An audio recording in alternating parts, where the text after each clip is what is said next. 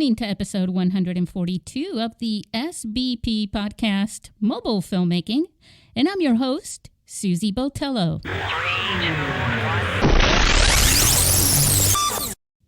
We are getting so much closer to the International Mobile Film Festival in San Diego, the 12th annual edition. I'm really excited about that. I wanted to make sure that you don't miss out on it. It's happening April 28th, 29th, and 30th at Marina Village Conference Center. And it's going to be a blast. All right, I'm going to make this quick because we had a great conversation with Luis Fernandez. He's a feature filmmaker who shot his film. It was called Desconocidas, Unknowns, which is screening in our film festival. He shot it. It's well, you know what? It's quite experimental in the way that it was done, but a great accomplishment. And I think you're going to be really inspired by what he shares. So let's go. Let's talk to Luis now.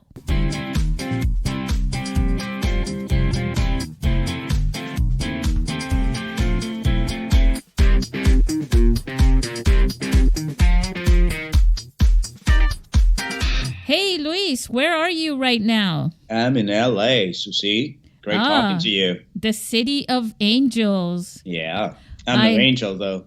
It's a pleasure talking to you, and I'm glad that you came on our show to share and to inspire everyone that's out there right now listening.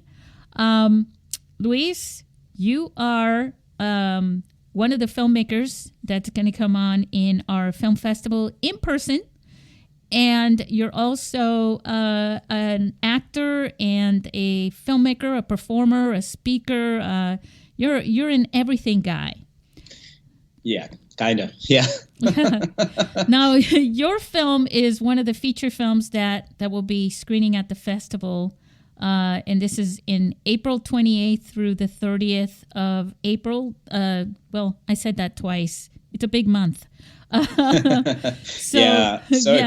So exciting, Susie. We never thought, wildest dreams that our experiment, it wasn't even a movie when we started, putting it together. We never even dreamed that our movie shot on our phones was going to end up being screened at a movie theater. And I'm so grateful to your festival and to this opportunity to be in person, which is, I cannot stress that enough after what we went through that last couple of years. Mm-hmm. To be in person, sharing with people live, it's an amazing, we cannot take for granted those experiences anymore. No, we cannot. And I got to tell you, I felt like I wasn't in my element last year because of those 2 years, of that. But this year, oh my God, let me tell you, it's going to be awesome. We are ready for a bigger comeback than we did last year. Your film is called Desconocidas, yes, which means, you translated it even in the title also, but is unknowns. Tell us a little bit about the film for those who are going to watch it in our film festival. Well, this is truly an experiment.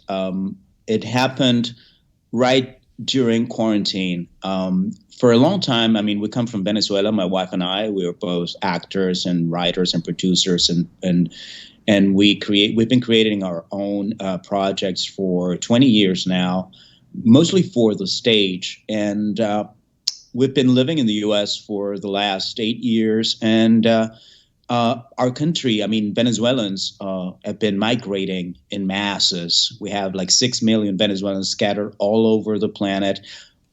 A lot of them are our audience. So we've been trying to figure out a way to connect back with them.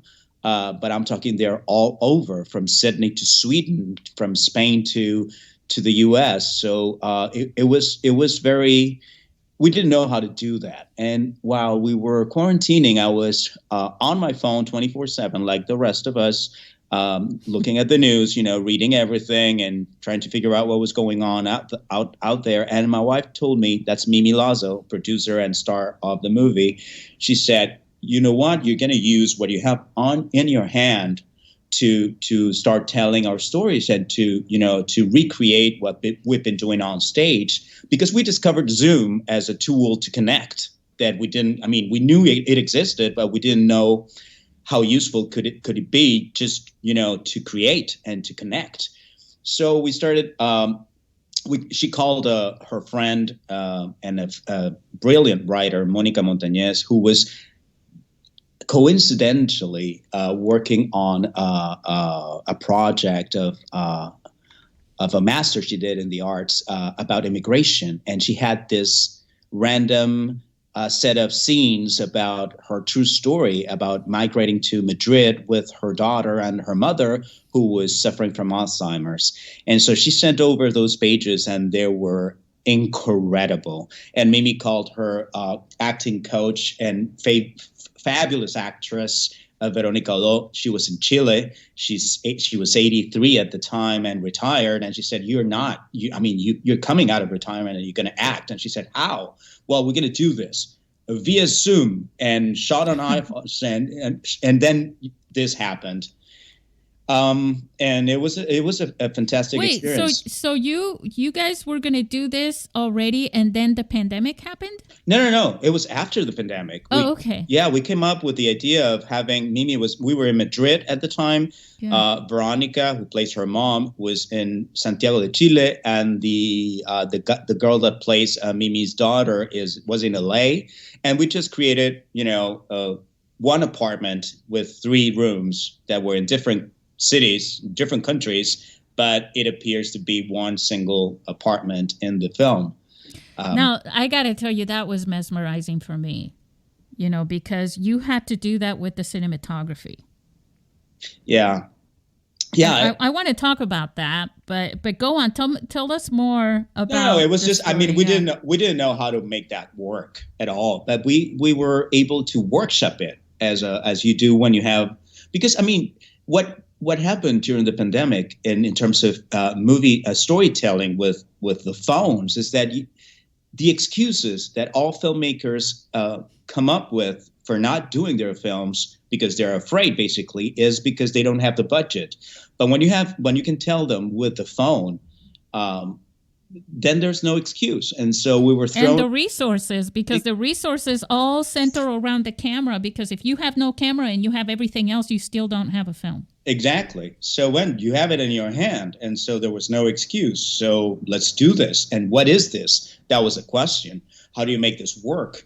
And it was a workshop. And we, the moment we started rehearsing and reading via Zoom with the actors in 3 different countries, we realized that in the Zoom meeting, we felt so close and it was so intimate that was the spirit that we wanted to have in the film. And then it just happened. And then to add an element of complexity, because why not? If you're experimenting, let's do it with a live audience via Zoom watching the shoot. And so we captured all the scenes with a live audience watching via Zoom, and it was incredible. It was a mixture of theater, cinema, and this whole new format. I don't know how to call it. Yeah, it's a parallel to the standard traditional film industry. I believe so, and I truly, I was telling you before we started talking on air, is that you're a pioneer in this celebration of storytelling captured in our mobile phones, because I remember when we didn't have a phone in our hands in the 90s. I was growing up in the 90s, and I had to go and call on a public phone my parents when I wasn't coming home because I was in a party. And now everyone takes for granted this. And actually, this is a tool that is so powerful that we're using it to just 10% of its, what we could do with it. And so you've been a pioneer in celebrating film storytelling with the iPhone, with the phones. Yeah, and that's the true driver for this, as storytelling is for everything else. It's the most powerful thing that we have as human beings on this earth is our stories, and being able to express them and to share them. That's more powerful than money. And I've listeners who've listened to me in other podcasts know that I always say during the apocalypse, what brings people together as a community so that they can fight the zombies, it's not money, it's their stories, because that builds trust. Of course. And the possibility of connection, Susie, you know that I've been researching happiness and suffering just because why not? And then one of the main sources of pain and suffering in the human thought process is isolation. Yes. And with the pandemic, we were in quarantining and we were more isolated than ever. And all of a sudden, just because we saw the opportunity, we actually ended up connecting with our audience scattered all over the world at the very same time. And it was so powerful, and it was right there. We didn't see it because we didn't have to, but COVID forced us. And so it's kind of a blessing that came with this tragedy. And we have to kind of see it and not go back to the old patterns, because one of the things that we also came up in the workshop is that usually whenever I see, because I've seen a lot of films shot on phones right now, wonderful, wonderful films from China, from Canada, from Germany, from all over. And the level of storytelling and the quality of the image, the visuals are striking, because you can actually put your phone where no other Alexa can be. You can do that. So we have, there's a plus here. But when we were workshopping this, we kind of came up with a concept, and it was, how about we tell this story by hacking into the devices of the characters? And so breaking the fourth wall and just bringing in the audience to spy, to hack the conversation between the character that is in the room, and then just calls the daughter in the other room, because that's what we do. We don't even stand up and go to the other room and knock at the door and open the door. It was so natural, yes. So it was organic. And then just the fact that you can actually feel that you're invading the space, kind of even uncomfortably. It's like you shouldn't be watching this because this is very intimate. It just gives the whole experience an intimacy level that was a big, big surprise for us.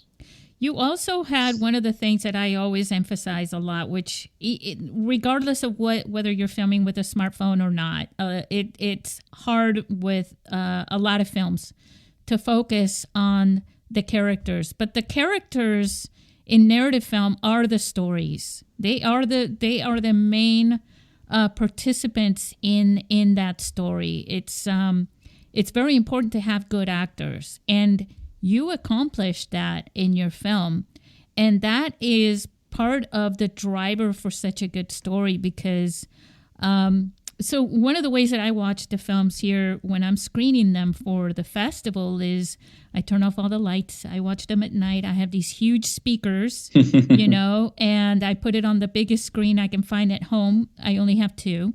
That's an easy choice. Yeah, but what I do is I really sit down and I try to make it as best as possible so that I can get the real effect. Yeah. And one of the things is that I completely forgot that I was screening a film for the festival shot on a phone. And that was because I became, and that's when I know it's a good film. I became one of your hackers. Right, exactly. That's the idea. That's what we were, after. That we didn't know if it was accomplishable, but we wanted to strive for that, to aim for that sensation of, this is actually happening right now, and I'm kind of hacking into these women's phones. And Jesus, it's very intimate what I'm seeing, and then you forget. You just get. The thing is, here's the thing. My wife is one of the stars of the movie, Mimi. She's a magnificent actor, and then she starts working. I mean, she calls in to play her mom. She calls in her acting teacher a phenomenal actor. And then we have this girl that we know here in LA who's a phenomenal actor. So the level of talent, I myself, I'm an actor, so I wouldn't work with actors that are not good, because I know, as you say, that if the actors are not good, then you better not do anything, because why are you going to do this? People are not stupid. Right. And they're very sophisticated I mean, come on, the level of acting that you see in films right now are so powerful and so good that we just get used to that. I mean, we have a threshold of not tolerating bad acting that is very, very high. Well, you're not supposed to even notice. You're supposed to just fall into them and not notice that they're acting. That's the whole point. You're not supposed to really be acting. So it was very easy for me as a director, because when they were reading, they just, they dove into this whole thing, and they were so into it that it was mesmerizing to watch them read. And then the depth of the analysis that they did on analyzing the script and, piecing it together, and also bringing in their own stories, because that's one of the things that this is a story about immigration. I have to say, I haven't said it before. It's a story about we define ourselves, Susie, because of, our job. This is my house. This is my family. This is my country, and so on and so forth. And these are my memories. Are my memories. So who are you, Susie, when you lose everything? When you're in a different country, in a different house, you don't recognize, you don't have enough space to just unpack the boxes of things you brought from your country. And what if, on top of that, your mother happens to have Alzheimer's, and then she starts forgetting. The story was so deep. It's just so sad and so it's gut-wrenching, actually. And this is something that happens to Mónica Montañez, the writer. And as she was sharing it with us, I was going through exactly the same thing, because my mom has Alzheimer's as well. And I didn't go back to Venezuela in 5 years. And when I got back, she didn't remember me. There's always something real. There's a trauma that comes from the immigration that most people that haven't come from immigrant parents, they can't even understand. It's a pain that you just have to live with for the rest of your life. And it was Veronica, who plays the grandmother who's losing her mind. She migrated 3 times in her lifetime. She went to Chile, to Argentina, from Argentina to Caracas, Venezuela, and then back to Chile, which was her 3rd immigration. She was coming back to her country and feeling as an outsider in her own country. So the level of detail that they brought into the story, the actors, was amazing. And of course, everything is there. It's beautiful to see them act and bring their own lives. And the other thing, Susie, let me tell you, we were shooting during quarantine. So the bedrooms are our own bedrooms. Mimi's bedroom, Veronica's bedroom, Nina's bedroom, and their own stuff, their own photographs. Wow. So they're using their own props from their real life. So that was an amazing, something I didn't think about until we were shooting, and it was, oh my God, she's using actually her own photographs to try to remember her life. That was a gift. And the thing is that it's a bit like a quilt, right? It's like this fabric, right? And pieces of fabric inside of them, all connecting. And I mean that from the stories of the different characters to the locations, mm-hmm. right? And the space within the location, how everything looked, what you were stitching everything together to become one space. Right. That was I didn't know. We didn't know if we could pull that off. And we worked a lot to make it, possible. And the fact that you get sunk into the story and you don't see the details, you can never tell who is where in the story, and you just believe that they're in the same apartment from the beginning. That's a big accomplishment in the process of shooting this. let's talk a little bit about you. Well, we're already almost in the middle of this. Yes, my favorite subject. Yeah, no, let's go there. Let's share with people who Luis is. Luis Fernandez. Luis Fernandez. Yeah. Who am I? Jesus, that's a good question. You know, that is the first question that is asked in the film. Who are you? What a difficult question to ask. I don't know. I have no idea. We spend our lifetimes searching for the answer. Right? Exactly, until you understand that there's no answer. It's just the process of asking yourself the same question over and over again. There's no answer. It's just, it just varies according to where you stand in that moment in time. Who am I? I'm a son of immigrants. My grandparents are from Spain. They migrated to Cuba. Then my parents migrated from Cuba to Venezuela. I was born in Venezuela. I started architecture and I started acting when I was 16. So by the time I graduated from architecture, I knew that was my hobby, and acting was my true calling of my profession, which didn't make my mother happy at all.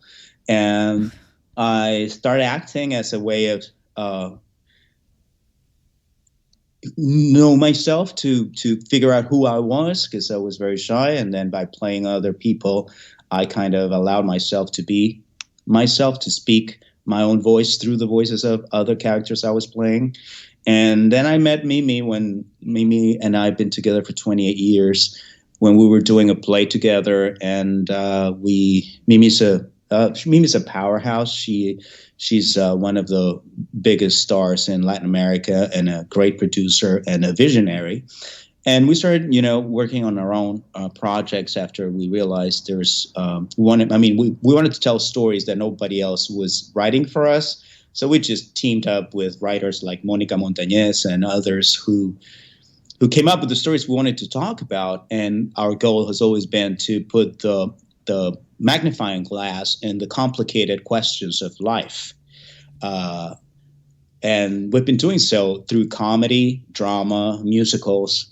And here we are now exploring this audiovisual format that we're fascinated with. It's funny that you said your hobby was architecture. Yeah, it's a very expensive hobby, I should say. Very expensive one. Yeah. Yeah, because usually it's the other way around. People use acting as a hobby. Well, actually, I shouldn't just say acting. They use their passion. Right. That was my mother's, expectations. She wanted to keep me acting as a hobby. And I was so young. I was 17 when I told my mom, I want to be an actor. And she was freaking out. Dude, you're studying architecture. You're going to be a serious, respectable professional, not an actor. What is that?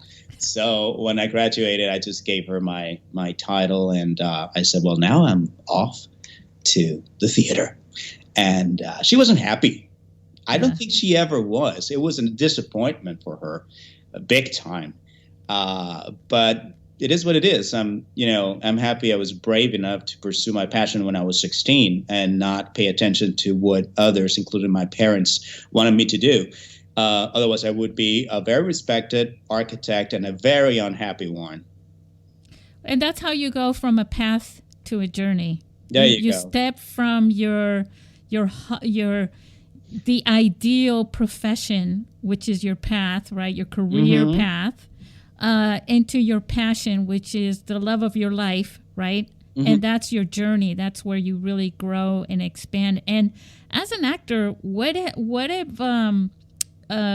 kind of acting roles did you pursue or did you get?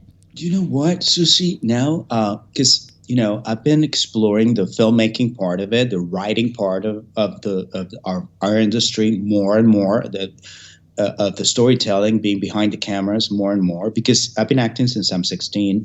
And one thing I realized, that I hate nostalgia, because it's not. Yeah, I don't know. It's dangerous, I believe. Yeah. But when you look back, when you ask me that question, and because I've been asked that question, and when I look back, I realized that not only I was pursuing my passion, I was fiercely doing so. And I remember early on in my career, I got offered parts that no other actor wanted to play. And I'm talking about, like I remember when Brokeback Mountain came up in the movies, and it was such a big deal because Jake Gyllenhaal and the other guy were doing this gay Heath Ledger. Keith Ledger, One of my favorites. the genius, and they were doing this gay romance on screen, and everyone was so, oh my God, what a big deal! Like 10 years before that, I was doing that in Latin America. Wow. So looking back, I was kind of, I didn't pay attention to what others said, including my manager and so on. So I think that we have to use our whatever talent we have, Susie, to talk about things that are uncomfortable. And I've been talking today. I was talking to Mónica Montañez, who wrote the script for Desconocidas, and we were talking about how, of course, we have our egos and we want to do great stuff for people to say that we are fantastic. That's part of the job, that we are actors, and that's part of our job. But when what you do becomes a service to for a higher purpose, if you will, excuse my cliche, but for a higher purpose, then there's a reward that is worth more than an award. It's really important. You feel that your job is relevant, and then you're serving a purpose that is beyond the gratification of your ego, and that is amazing. And I had the opportunity way before, a couple of years before this whole inclusion of gender diverse people in the film industry, I had the opportunity, and this is a movie I did called Tamara, and it's the real story of the first transgender congressperson elected to a Congress in America. And she's Venezuelan, Tamara Adrián. And she was my friend, and I interviewed her in my radio show for many times. And then a story about her life came about, a movie, and they called me to play her, my friend. And I said, well, I'm not a trans person, I'm a cisgender person. And the director told me, yeah, but you're the best person to play the part. And so I did. And it was at that moment, the transgender community opened their arms, their very generous arms to me, a very ignorant, cisgender, patriarchally raised guy, and opened my mind way beyond the very limiting binary conception of gender. And I said, oh my God, this is amazing. So by just me daring to play that part, I became a better person in doing so. So what an amazing journey if you have that opportunity to embark upon that. And it became the highest grossing film in Venezuela in 2016. And we're talking about the story of a trans person in Venezuela, Latin America, where they kill transgenders in the streets. Yeah.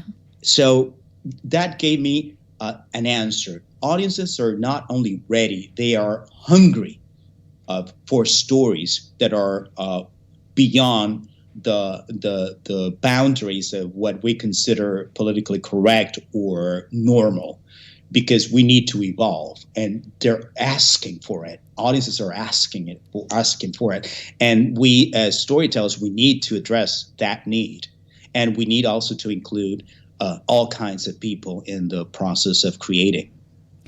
And that's the key thing right there.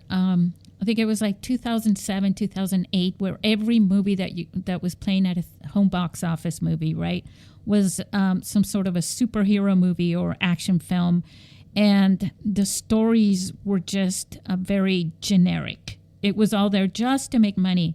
And that's why I feel that independent filmmaking is so powerful to the industry of film, more so than people. I mean, on the surface, Hollywood is right there at the forefront, and they'll always be there.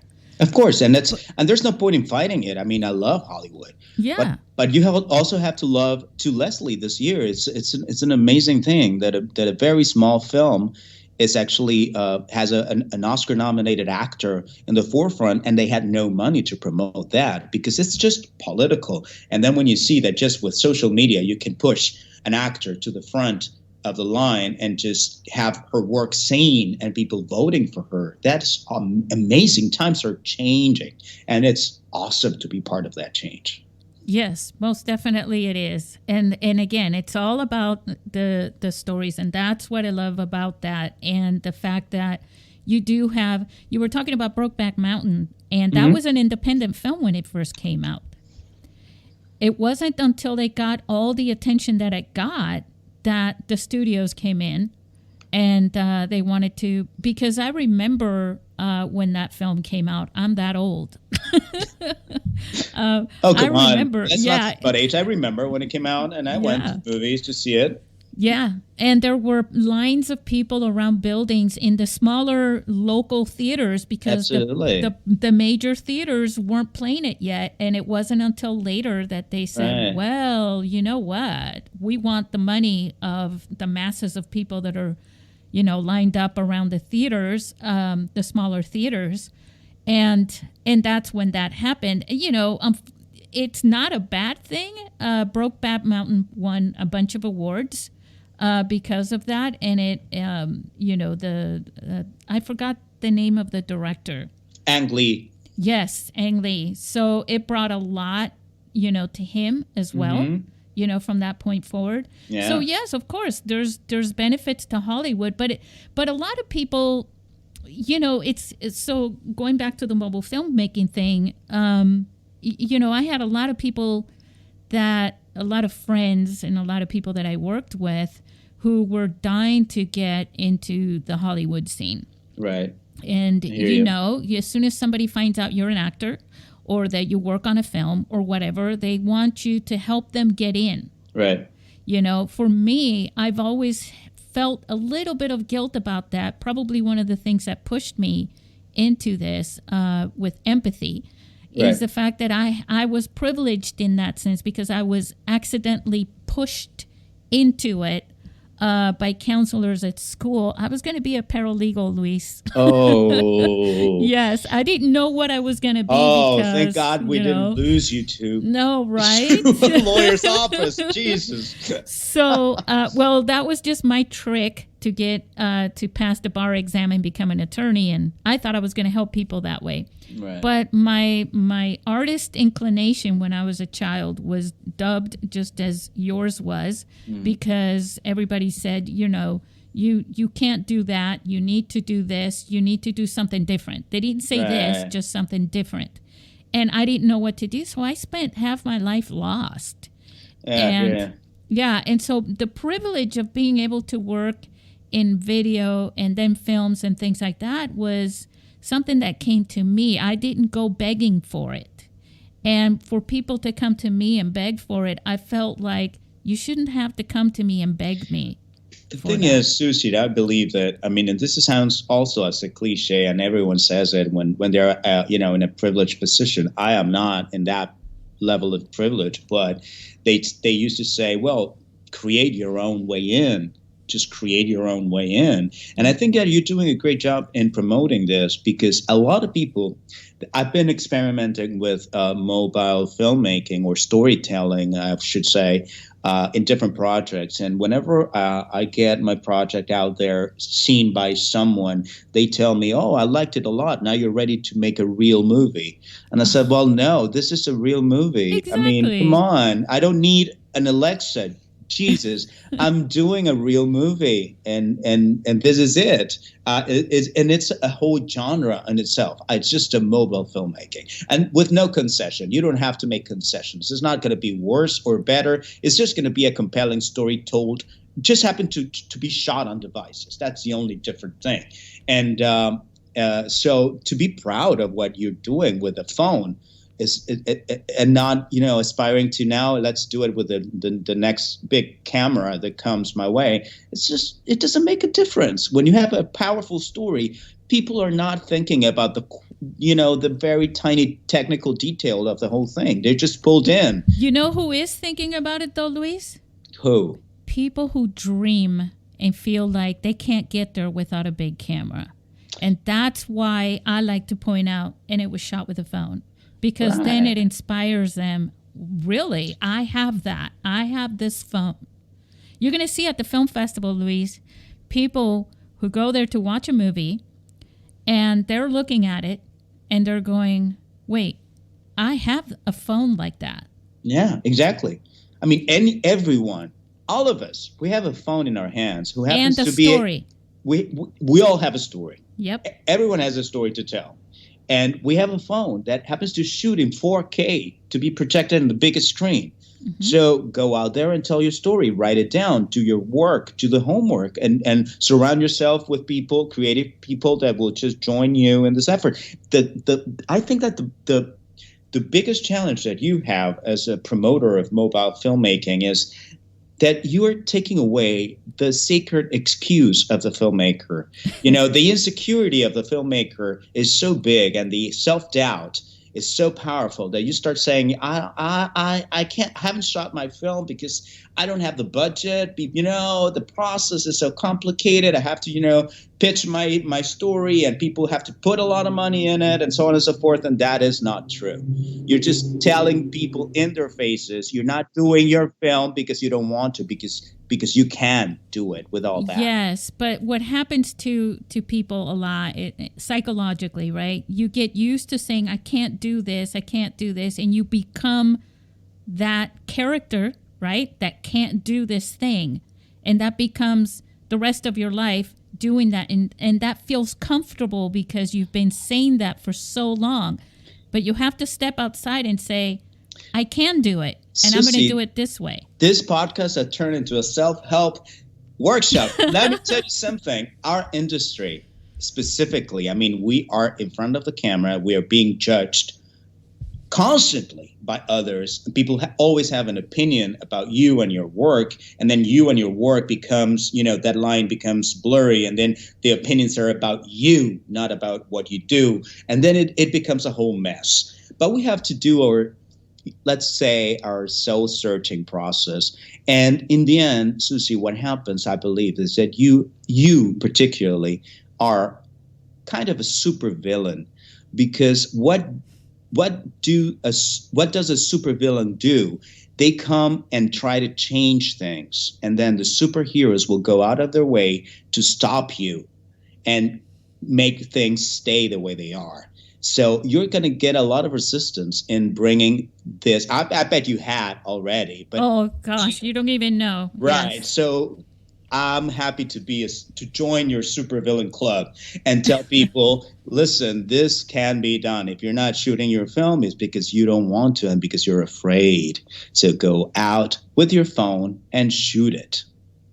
I got a lot of resistance when I first put it out. You know where I put it? We've met already on LinkedIn. That's exactly where I shared it. And I have a group there. It's called the San Diego Video Network. And I said, hey, guys, I'm doing this. And my entire network said, bye. Right. And I did get people message me and say, things like, are you kidding me? Do you know how insulted I am? I've spent my whole life with, learning right. All this, and now some kid with a phone. And I was like, you got to start rolling somewhere. And we went from film to digital. Calm down. Right, exactly. We heard the same thing when we were 35 millimeters and then digital. We heard the same thing. Yeah. Change always has a resistance. And I've seen, Susie, traveling around the film festival circuit, I've seen movies that are brilliant. And so, and it's not, now they're going to make the next a real film. No. These are real things, moving films that I've seen in the big screen, and it's been amazing. So I have to say something. Go ahead. So I've been saying since last summer, I wrote an article, and I said, in the mobile filmmaking industry, from other festival founders and things like that, we're always looking and saying, and we've been doing this since, I think it was when Sean Baker made Tangerine. Exactly. That said, is this it? Is this the moment mobile filmmaking goes mainstream? So last summer, I wrote an article and said, you have my permission as a pioneer. If you ever needed a permission, you can blame it on me. I'm telling you right now, it is mainstream. Of course because it is. You shoot it with the phone, you shoot it with a camera, you shoot it with a RED, whatever you want to shoot it with. Your next step is distribution. Amazon, Tubi. Guess what? You shoot it with a phone. Your next step is distribution. Amazon and Tubi already there. So what else would make it mainstream? Nothing. We're there. Nothing. We're here. So you better have a really damn good story to tell and do your job and do your homework and tell it. I mean, if it doesn't go mainstream, it maybe is because of you. So let's own it. Let's own it. That's my point. And let's make mistakes. It's not expensive to make mistakes in this way of telling the stories. It's not expensive. You don't have to have $1 million movie and fail and then owe $1 million to others. You can do it and fail on your own. And that's amazing. That's an amazing thing. You know, the danger of a director who falls in love with their film and says it's perfect, that's the dangerous part. I don't know of any wonderful director who doesn't see flaws in every single one of their films. Yeah, listen, Susie, that's how they learn. Yeah, I had the opportunity to see in the big screen for the first time in a festival we went, my movie and other movies. Yeah. And I thought, oh my God, these movies are fantastic, and they're going to find out I'm a liar, because when my movie will come up, they'll see that is out of focus here. They'll see the because that's what you see as a director. Exactly, yeah. But you know what you're saying is crucial, and I'm not saying it happens with my movie necessarily, but the thing is, you tell a story. If it's a good story, you can tell it in any single media.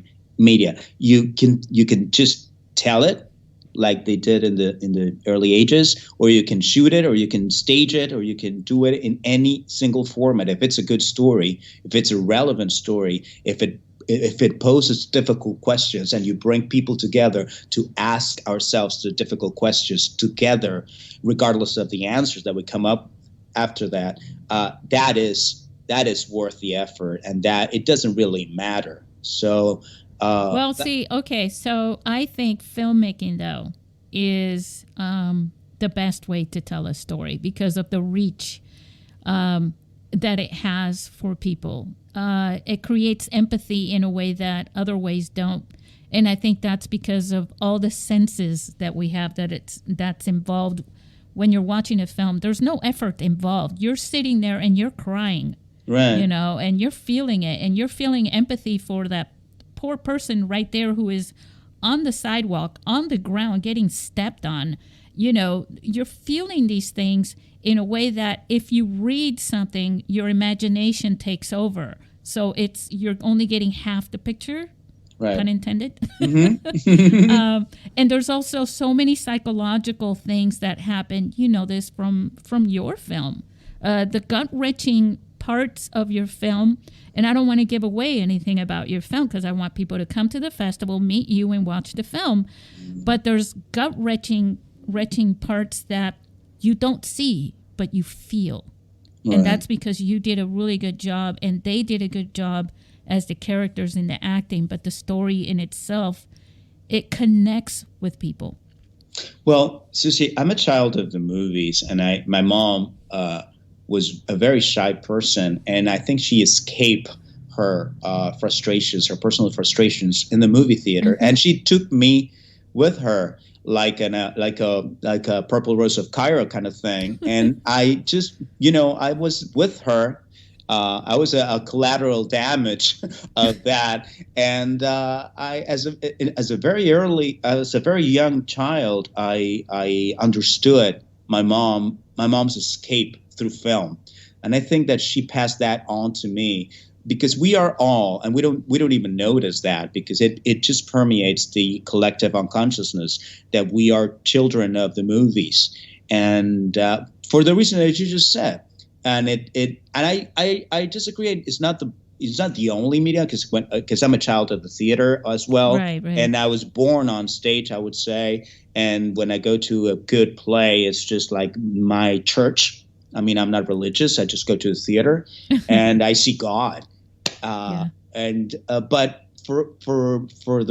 but not everyone goes to the theater, but everyone goes to the movies. So it's just a collective experience.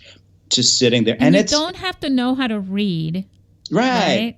No, you don't have to drive anywhere. You don't have to go to where your play is playing, wherever it happens to be playing. And that's part of the other factor that goes into film, that it's recorded at this time and you can play it. Look at how many, let's go back to Brokeback Mountain. Let's not go broke over Brokeback Mountain. Right. But going back to that was film. Heath Ledger, unfortunately, is not even alive anymore. And yet you can see him and you can feel him every day if you want to. Yeah, well, obviously you and I, we love films, but most people do, and they don't even know it. True. And because it forms our way of understanding the world and our emotions, or even our own most complicated emotions, are explained through movies, and you don't even have to process them rationally, just experience them from a subconscious level. It's effortless. Yeah, it's been very, very powerful. So I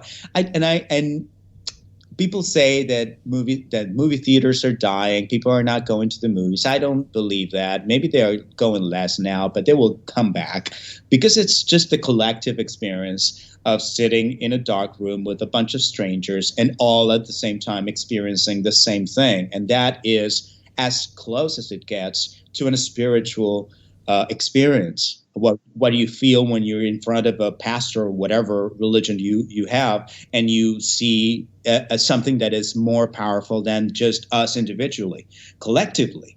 And it's amazing. Like a cult. Yeah, exactly. And well, I'm privileged to live in Los Angeles, and to, people here go to the movie theaters. But even if you see it in your laptop or on your phones, or while driving or whatever.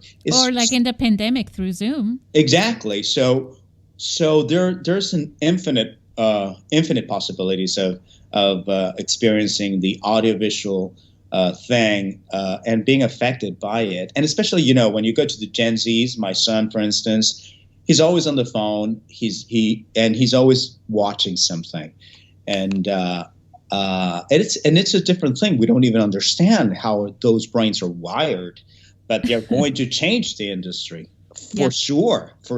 Even though if you and I go to the movies, to the movie theater and buy our ticket, these kids are going to change the film industry for sure as audiences. So it's fascinating to watch it evolve, and at the same time with the fantastic paradox of what movie making brings.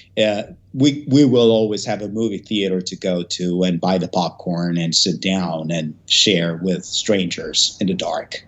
Yeah, because like for your mom, the escape, right? Turn off the lights, sit comfortably, and walk into another world. Exactly. And that's why we don't forgive bad movies, boring movies. That's why because it's just a sacred thing for us to do. Even if you don't even know that we're doing it. If the movie is not telling us something or moving us emotionally in some way, it's the waste of the time of the audience is something that you have to take seriously as a filmmaker. So, yeah, it's scary. Yeah. Well, it's a very strange world we're living in right now. There's a lot of bad things happening, but the world of movie making and storytelling is thriving as it always was, evolving, and just getting better every day, especially with people like you, Luis. Oh, thank you, Susie. Come on. No. Keep creating. Well, I will. I have no other choice. That's my survival. That's your passion. I would say it's my survival tool. I don't think I would be alive if I didn't have the possibility to create. But you said something. I mean, there's a lot of bad things happening in the world right now, but there's always been bad things happening in the world. The thing is that we're just living them, and we're not going through Second World War. And arts and filmmaking for the whole 20th century and what we're living of the 21st has been a tool of not only art, but immediate access to people and serving the higher purpose, what we talked before, serving to a higher purpose of bringing us together, connecting us, and in some way kind of eradicating the generic suffering of the world, I would say.